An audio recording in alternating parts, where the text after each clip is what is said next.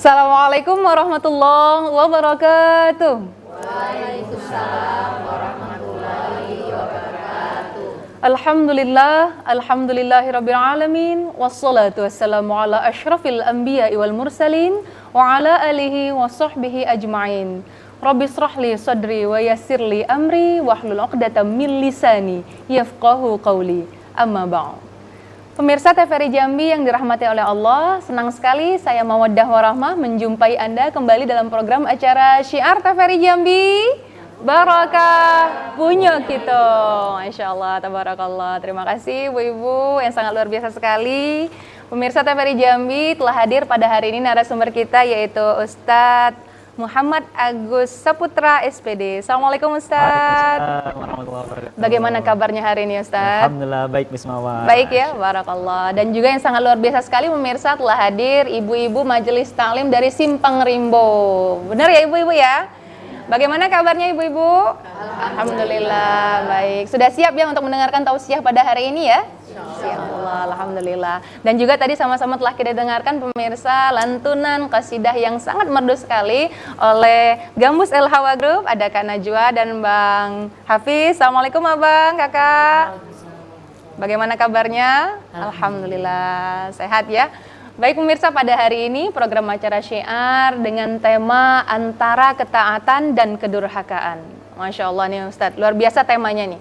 Temanya aja udah membuat saya penasaran nih Ustadz. Seperti apa ini kira-kira tausiah yang akan disampaikan oleh Ustadz Umas ya. Saya terdengar bahwa panggilan Ustadz kita pada hari ini ibu-ibu yaitu Umas, Ustadz Muhammad Agus Saputra. Baik Ustadz, dipersilahkan tausiahnya kepada ibu-ibu yang hadir di sini dan kepada pemirsa yang ada di rumah. Dipersilahkan Ustadz. Bismillahirrahmanirrahim. Assalamualaikum warahmatullahi wabarakatuh. Waalaikumsalam warahmatullahi wabarakatuh. Alhamdulillahilladzi arsala rasulahu rahmatan lil alamin. Allahumma salli wa sallim ala sayyidina Muhammad wa ala ali sayyidina Muhammad. Pemirsa TVRI Jambi dan seluruh jamaah yang berada di dalam studio TVRI Jambi dan juga seluruh pemirsa TVRI Jambi yang dirahmati oleh Allah Subhanahu wa taala. Tentu yang pertama sekali bersyukur kepada Allah Subhanahu wa taala sampai detik ini Allah izinkan kita untuk menikmati begitu banyak nikmat yang kalaulah nikmat itu kita hitung tak mampulah kita untuk menghitung nikmat itu. Kemudian selawat berbingkai salam selalu kita curahkan kepada manusia yang mulia Nabi Allah Muhammad sallallahu alaihi wasallam. Biqauli Allahumma shalli ala sayyidina Muhammad wa ala ali sayyidina Muhammad. Mudah-mudahan kita semua nanti diakui sebagai umatnya, diakui sebagai umat yang berhak mendapati syafaatnya nanti. Amin ya rabbal alamin. Insyaallah Bismawar hari ini insyaallah kita akan berbicara tentang antara ketaatan dan kedurhakaan. Masya Allah Ustaz ya. Saya ingin memulai bahasan ini ibu-ibu dan seluruh pemirsa TVRI Jambi berangkat dari Quran surah An-Nazi'at. Surah yang berada di dalam juz 30 setelah surah An-Naba. Jadi permulaan surah ini Allah memulai dengan kata qasam, kata sumpah. Berhak sekali Allah menggunakan kata qasam ini untuk mengawali firman-firmannya. Dan bebas Allah mau bersumpah dengan apapun bebas. Tapi nggak boleh dengan kita. Kita hanya boleh bersumpah atas nama Allah. Tidak boleh dengan nama yang lain. Nah di dalam surah ini Allah awali dengan kata qasam wan nazi'ati gharqa. Demi malaikat yang kutugaskan secara khusus untuk mencabut nyawa secara gharqan. Gharqan itu artinya kasar, kejam, ganas, keras. Manusia siapa yang dicabut nyawanya dengan ganas dan keras ini? Ialah manusia yang tidak memiliki ketaatan kepada Allah. Manusia yang durhaka kepada Allah Subhanahu wa taala. Kenapa demikian? Karena manusia yang model seperti ini dia itu terlalu menggenggam dunia. Tidak mau taat kepada Allah, durhaka kepada Allah sehingga malaikat kelak nanti di dalam tafsir para mufassirin menjelaskan, malaikat berkata, "Ya ayyatuhan nafsul khabithah," wahai jiwa-jiwa yang kotor. Wahai jiwa-jiwa yang buruk. Ukhruji ila sakhatim minallah. Kembalilah, keluarlah kepada Allah yang sedang murka, wa ghadabin, sedang marah. Tetapi manusia yang tidak taat dan durhaka kepada Allah ini enggak mau. Sehingga malaikat mencabut nyawanya dengan kasar, kejam, ganas. Itu yang pertama, ayat yang pertama. Kedua, wan nasyitati nashta. Ada juga demi malaikat yang mencabut manusia dengan penuh cinta, kasih dan sayang dan lemah lembut. Siapa yang nyawa ini dicabut dengan model seperti ini? Ialah manusia yang punya ketaatan kepada Allah. Manusia yang berusaha semaksimal mungkin tidak durhaka kepada Allah Subhanahu wa taala. Sampai-sampai dijelaskan malaikat itu berkata, "Ya ayyatuhan nafsul mutmainnah." Wahai jiwa-jiwa yang tenang, kembalilah kepada Allah. Engkau telah mendapati ridho Allah Subhanahu wa taala atas ketaatan dan ketidakdurhakaan engkau kepada Allah. Kemudian yang ketiga, wassabihati sabaha. Demi malaikat yang bergerak dengan sangat cepat. Ya, Bu. Dengan cepat, kecepatannya itu luar biasa, naik turun langit. Ini yang ketiga. Keempat, fassabiqati sabqa. Yang kecepatan itu demi malaikat yang kecepatannya tiada tara. Tidak ada banding. Bahkan kecepatan yang ada di sini itu kalah dengan kecepatan malaikat. Fal mudabbirati amro. Ayat kelimanya. Dan demi malaikat yang ditugaskan secara khusus untuk mengatur urusan dunia dengan akurat. Maka kalau tadi malaikat yang bergerak dengan sangat cepat, kemudian yang kedua malaikat yang bergerak bekerja dengan sangat ligat, yang selanjutnya malaikat yang mengatur urusan dengan sangat akurat. Inilah sumpah Allah di dalam permulaan surah An-Nazi'at. Lantas apa hikmahnya? Yang pertama, Allah itu memuliakan malaikat. Tapi kita dengan malaikat ini bisa menjadi sesuatu yang sama. Karena kita ini makhluk ciptaan Allah. Malaikat ciptaan Allah, manusia makhluk ciptaan Allah. Itu yang pertama. Bisa kita berstatus sama dengan malaikat. Ya, karena sama-sama makhluk ciptaan Allah. Kemudian pelajaran yang kedua, hikmah yang kedua, yang kita bisa petik dari kalimat sumpah Allah kepada malaikat ini. Yang kedua, setiap makhluk ciptaan Allah pasti mendapati perintah dari Allah. Dan yang namanya perintah Allah itu pasti, kepada malaikat pasti. Malaikat diperintahkan untuk sujud, lama sujud. Diperintahkan untuk ruku, lama ruku. Begitu pula kita yang mengatakan aslamtu wajhiya lillah, aku ini beragama Islam. Amanu billah, aku ini beragama dan beriman kepada Allah dan Rasulnya. Tentu orang yang berislam dan beriman akan mendapati perintah dari Allah Subhanahu wa taala. Itu yang pertama. Yang kedua, kemudian yang ketiga, setiap perintah Allah itu hendaknya kita kerjakan dengan cepat, dengan ligat, dengan akurat sebagaimana malaikat yang dibanggakan oleh Allah di permulaan surah An-Nazi'at tadi. Karena malaikat itu bergerak dengan cepat, kemudian ligat, kemudian akurat. Kita seperti itu harusnya dalam menyikapi segala bentuk perintah dari Allah Subhanahu wa taala. Supaya apa? Supaya kita nanti termasuk manusia yang nanti nyawa kita ketika dicabut oleh malaikat termasuk golongan yang dicabut dengan penuh cinta, penuh kasih dan sayang. Masya Allah, luar biasa Ustadz ya. Tampaknya penjelasannya masih panjang nih Ustadz, tapi mohon izin kita jeda iklan terlebih dahulu ya Ustadz ya. Baik pemirsa, tetaplah bersama kami dalam program Syiar TVRI Jambi, Barokah punya kita.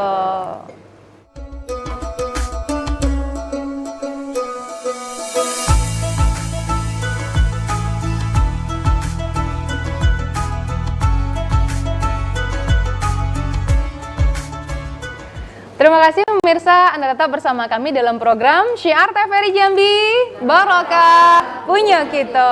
Masya Allah, masih semangat ibu-ibu ya? Masih, Masya Allah Ustadz tadi sudah dijelaskan tentang makna surat An-Nazi'at ya Ustadz ya, yang sangat luar biasa sekali tentang ketaatan malaikat itu sendiri, yang mana antara ketaatan dan kedurhakaan.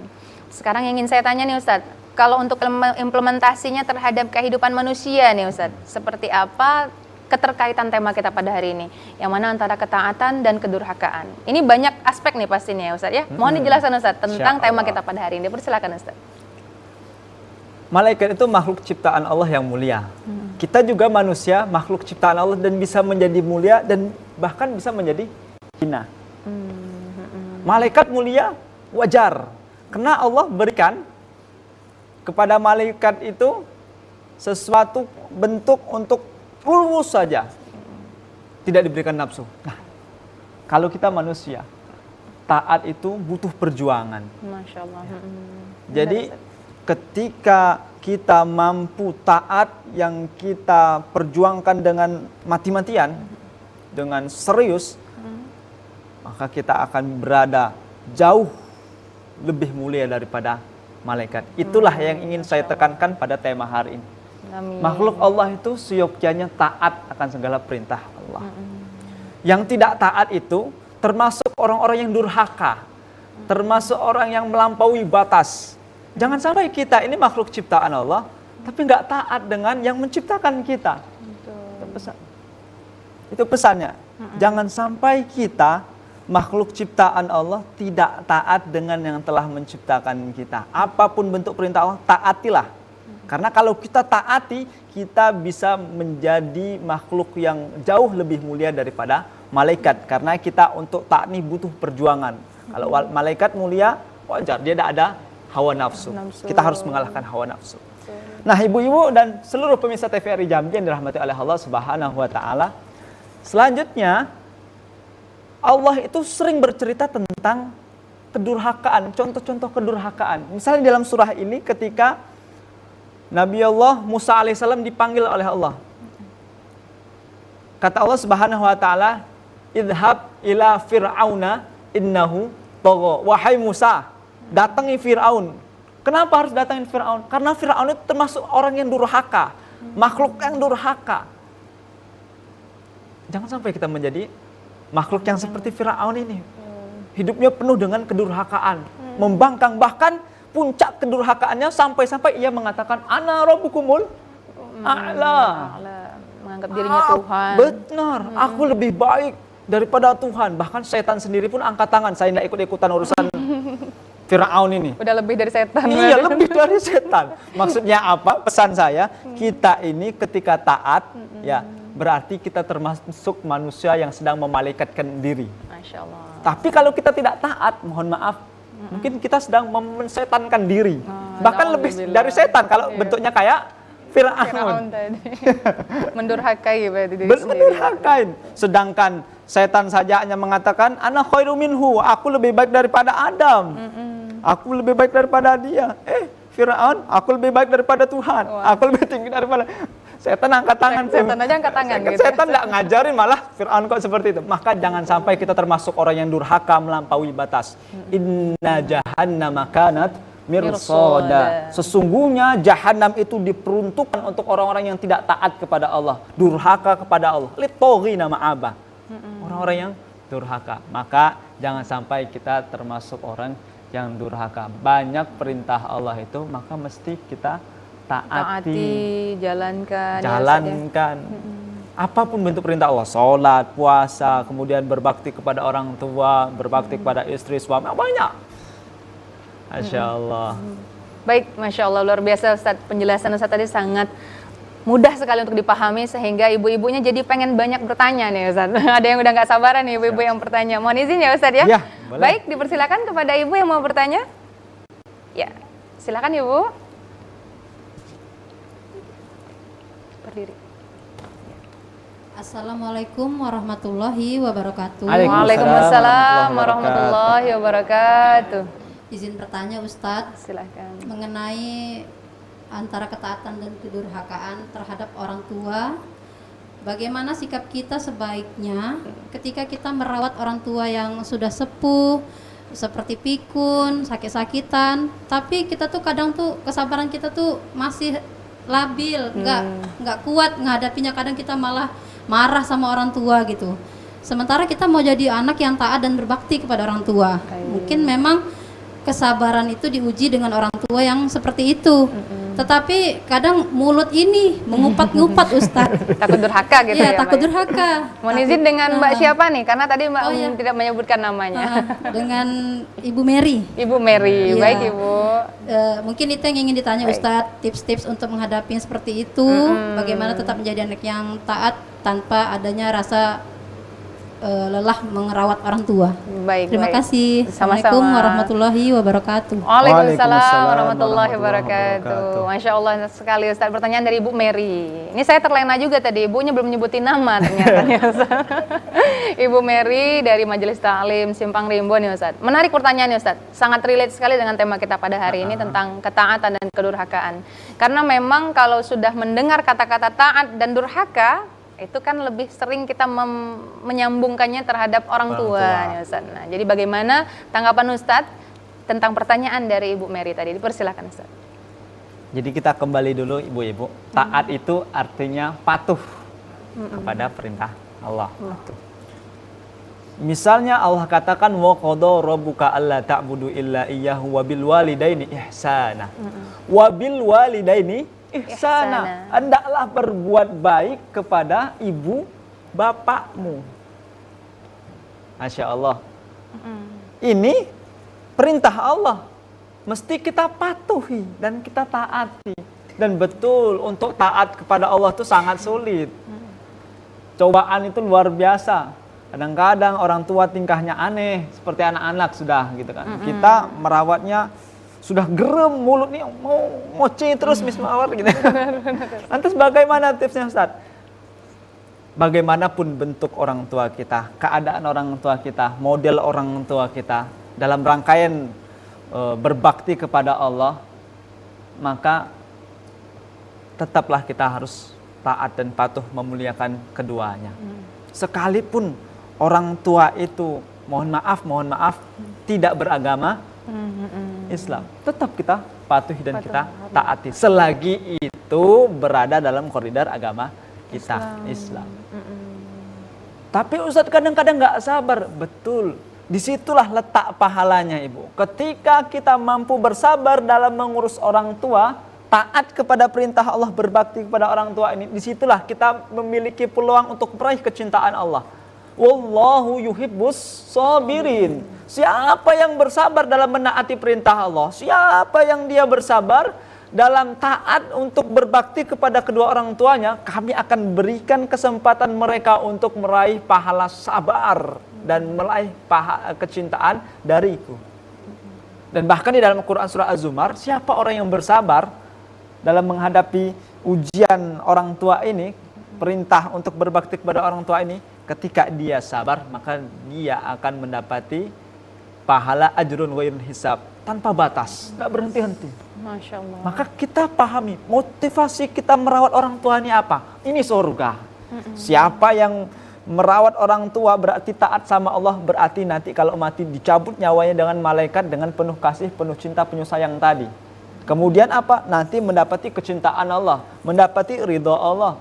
Kemudian tapi pahala yang tanpa batas. Harus kita cari motivasi seperti itu supaya kita terus taat kepada kedua orang tua. Baik, Masya Allah luar biasa sekali Ustaz ya. Itu untuk jawaban pertanyaan dari Ibu Mary. Lanjut silakan kepada penanya berikutnya yang ingin bertanya, silakan Ibu. Iya, silakan. Sebutkan namanya jangan lupa. Silakan. Assalamualaikum warahmatullahi wabarakatuh. Waalaikumsalam warahmatullahi wabarakatuh. Saya Sundari. Saya izin bertanya Pak Ustadz. Selama ini yang pada umumnya kita dengar itu selalu anak durhaka pada orang tua, istri yang durhaka terhadap suami.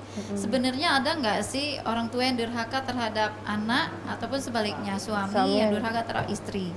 Kalau ada gimana sih contoh perilakunya Pak? Siap. Masya Allah, luar biasa nih pertanyaannya. Ibu-ibu di Siap. sini langsung riuh. Wah, kata ibu-ibu sebelah kanan ya Bu ya. Saking meresapi pertanyaan dari Mbak Sundari tadi. Baik Ustaz, silakan langsung saja ditanggapi bagaimana jawaban dari pertanyaan Mbak Sundari tadi. Silakan Ustaz. 2 poin yang saya tangkap. Ada nggak suami yang durhaka kepada istri? Ibu-ibunya langsung seru tadi Ustaz. Pas kalimat yang itu ditanyakan sama Mbak Jelas Sundari. ada Ibu. Kita Ada ya, jawab yang Ustaz? pertama. Jelas ada. Tidak selalu istri yang durhaka kepada suami, tapi ada suami yang tidak, suami yang durhaka kepada istri.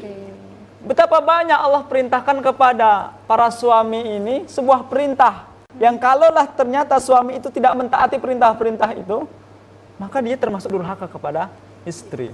Apa contohnya Ustadz? Contohnya, misalnya, ibu perempuan ya, ada yang nama seorang istri itu perempuan ya? Betul. Oh, jelas Ustaz, perempuan. perempuan. Ketika seorang perempuan yang merangkap menjadi seorang istri, yang merangkap menjadi seorang ibu, Masya Allah.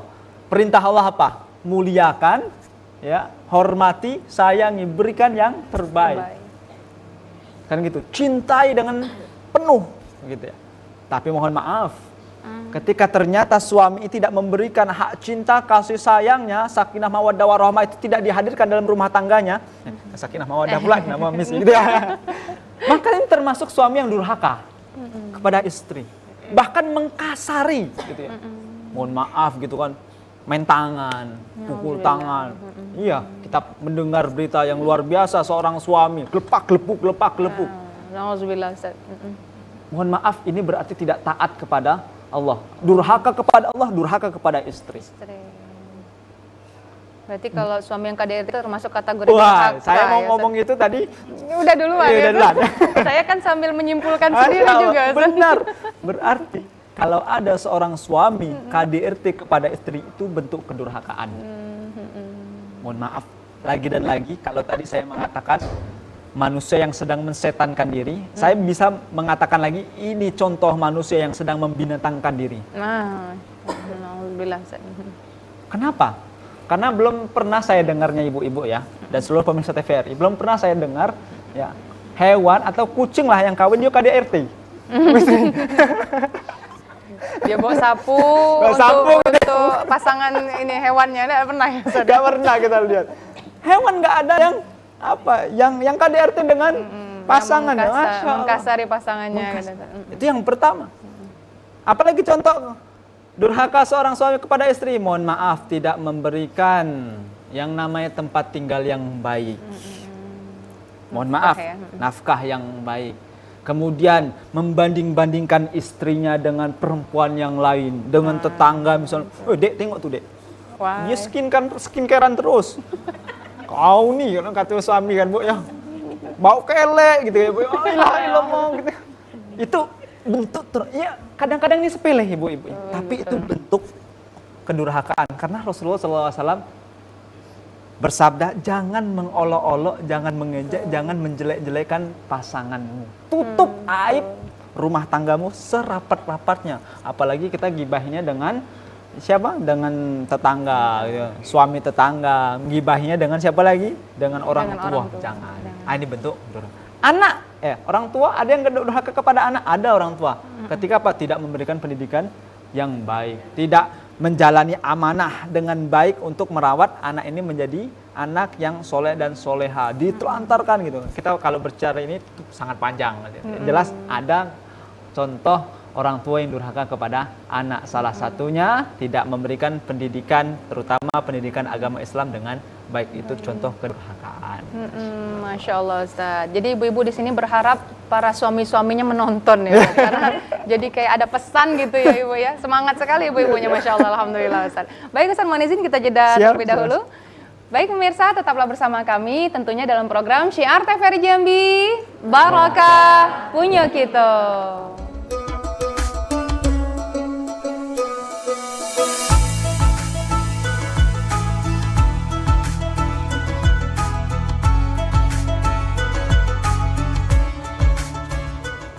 Baik pemirsa yang dirahmati oleh Allah, Masya Allah indah sekali lantunan gambus dari El Hawa Group barusan, yaitu lagunya relate nih Ustadz.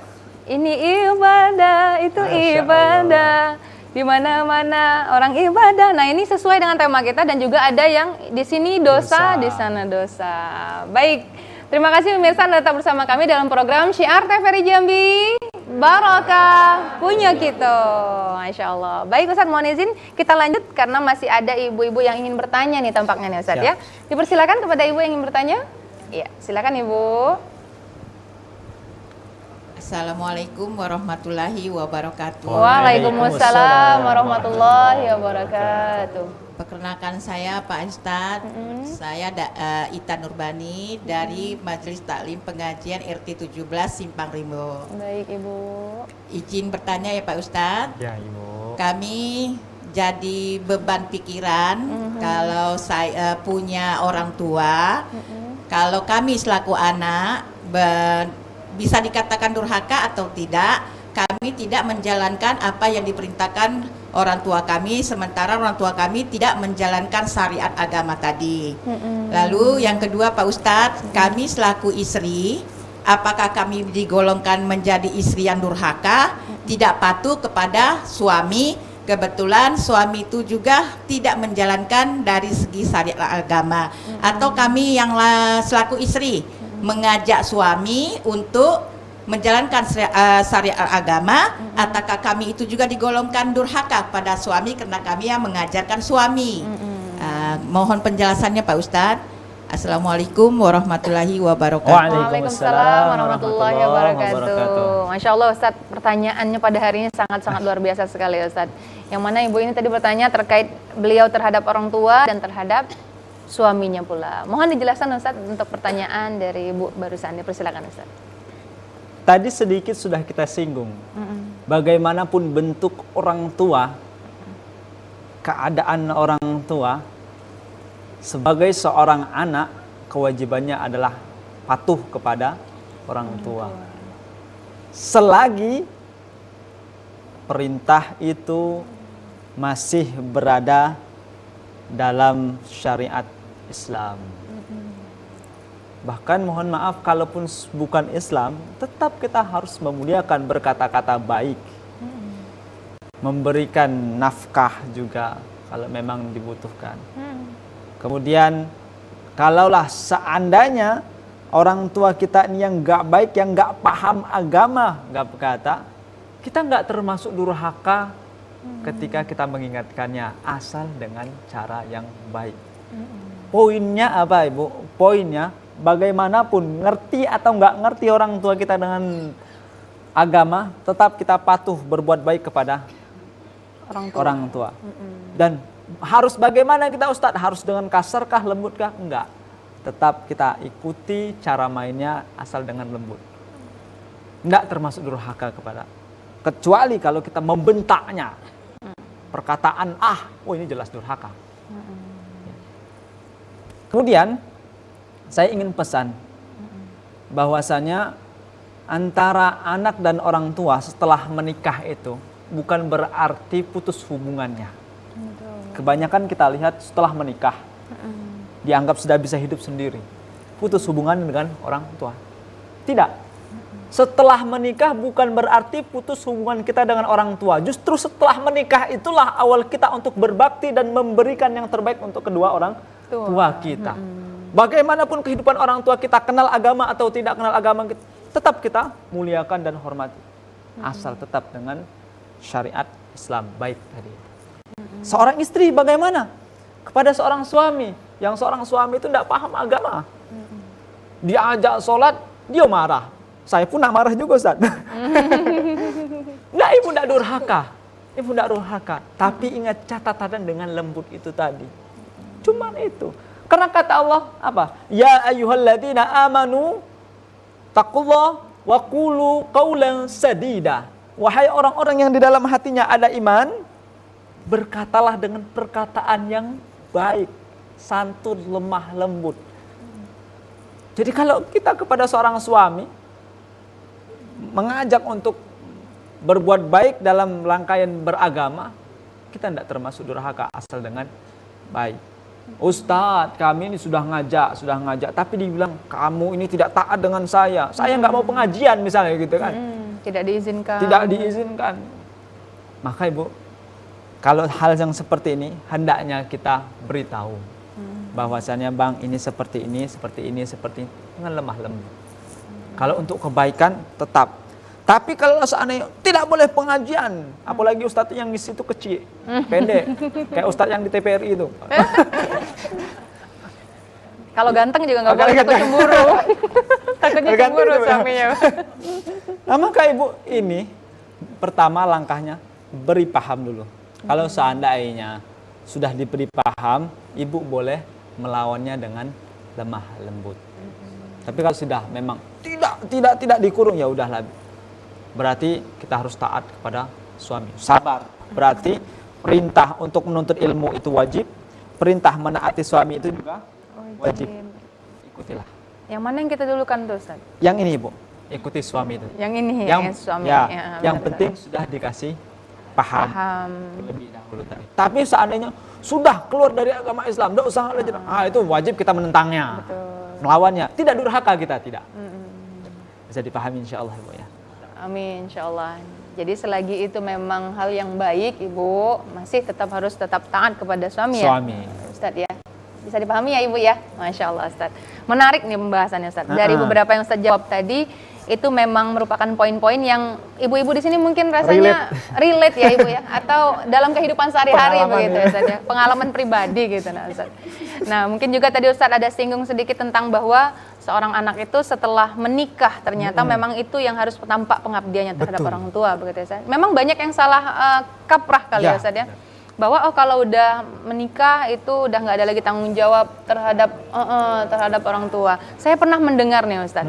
Apakah ini benar atau salah ketika sudah menikah itu surga itu ada di telapak kaki suami Ustaz? Nah mungkin Ustaz bisa beri pencerahan. Nah ibunya ngangguk juga. Apakah masih tetap di telapak kaki ibunda atau seperti apa? Mungkin ini berhubungan dengan tema kita pada hari ini Ustaz. Dipersilakan Ustaz. Surga berada di bawah telapak kaki seorang ibu. Jelas. Kalau ketika kita mampu taat kepada orang tua termasuk ibu. Karena Rasulullah pernah ditanya, ya Rasulullah, man ahabbun nas bi husni sahabati. Ya Rasul, siapa yang paling berhak mendapatkan kebaikanku dan baktiku? Rasul menjawab, ummuka. Sahabat nanya lagi, summamanya Rasulullah. Siapa lagi ya Rasulullah? Ummuka. Nanya lagi sahabat, summamanya Rasulullah. Siapa lagi ya Rasulullah? Ummuka. 3 kali disebut nama ibu, baru abuka, bapakmu. Ini bentuk bahwasanya ibu mulia daripada seorang ayah, karena ibu yang melahirkan mengandung. Tapi apakah ketika sudah menikah, surga itu masih berada di bawah telapak kaki ibu?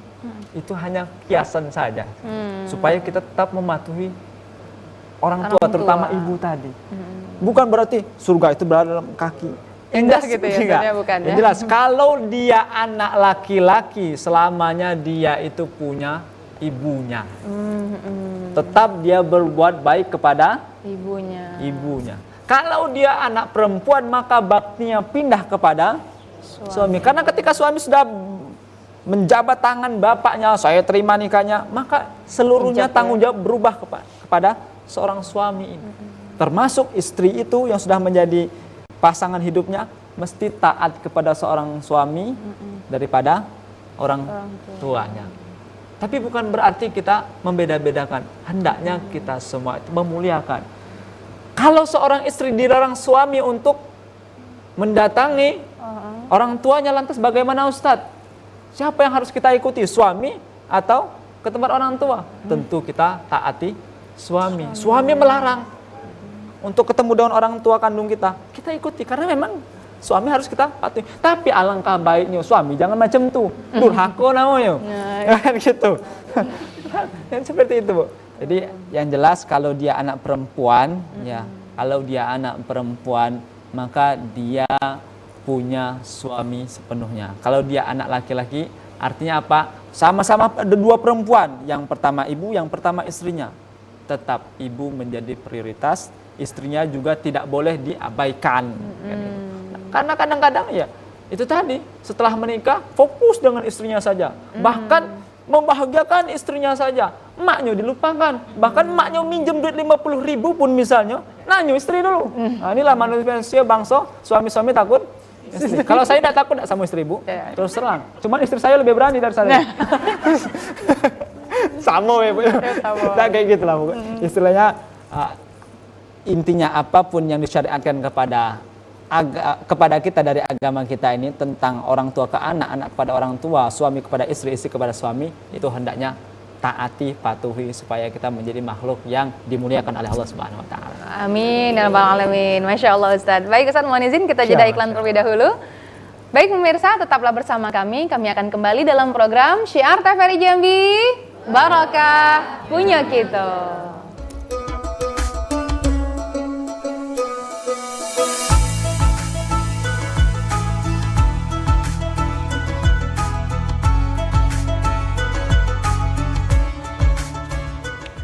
Terima kasih pemirsa, Anda tetap bersama kami dalam program Syiar TVRI Jambi, Barokah Punya Kita. Masya Allah Ustadz, sangat luar biasa sekali. Tadi Ustadz sudah menjelaskan tentang tausiah, yang mana tema kita merupakan ketaatan dan antara ketaatan dan kedurhakaan. Masya Allah Ustadz. Tapi mohon izin, tampaknya kita sudah berada di penghujung acara nih Ustadz. Mohon izin kesimpulannya untuk program kita pada hari ini. Dipersilakan Ustadz. Manusia dan malaikat sama-sama makhluk ciptaan Allah. Hendaknya makhluk ciptaan Allah itu pasti diberikan perintah, hendaknya kita ini taat dengan perintah Allah Subhanahu wa taala. Ketika kita mampu taat dengan segala bentuk perintah Allah, maka Allah akan muliakan kita. Apalagi manusia, kita manusia.